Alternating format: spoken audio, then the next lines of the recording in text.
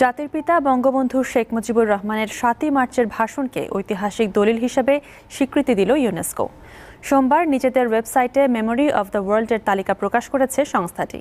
এতে ৭ই মার্চের ভাষণ বিশ্বের গুরুত্বপূর্ণ প্রামাণ্য ঐতিহ্য হিসেবে গণ্য হবে। আমাদের মুক্তির সংগ্রাম, এবারের সংগ্রাম স্বাধীনতার সংগ্রাম। ৭ই মার্চ ১৯৭১ তৎকালীন রেসকোর্স ময়দানে বঙ্গবন্ধু শেখ মুজিবুর রহমানের ঐতিহাসিক ভাষণে স্বাধীনতার চেতনায় উজ্জীবিত হয় বাঙালি জাতি। গণতন্ত্র, সমতা আর অসাম্প্রদায়িকতাই যে বাঙালির জাতীয় চেতনার সুর হবে তা উঠে আসে তাঁর ভাষণে। যে ওই শহীদের রক্তের উপর দিয়ে পাড়া দিয়ে আরটিসিতে মুজিবুর রহমান যোগদান করতে পারে না। এই ভাষণ এখন শুধু বাঙালির নয়, পুরো বিশ্বের অনুপ্রেরণার উৎস। এটি সংরক্ষণের পাশাপাশি বিশ্ববাসীর কাছে তুলে ধরার সিদ্ধান্ত নিয়েছে ইউনেস্কো।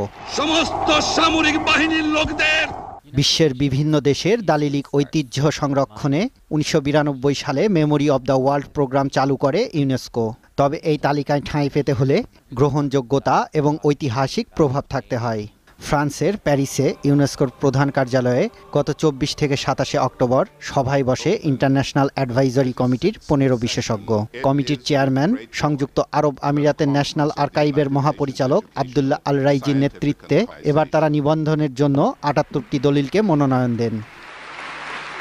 মনোনয়ন সম্পর্কে ইউনেস্কোর মহাপরিচালক ইরিনা বখোভা বলেন, এসব দালিলিক ঐতিহ্য ও স্মৃতি বর্তমান ও ভবিষ্যৎ প্রজন্ম সংলাপ, আন্তর্জাতিক সহযোগিতা, পারস্পরিক বোঝাপড়া ও শান্তির চেতনা হিসাবে তাদের মনে লালন করতে পারবে।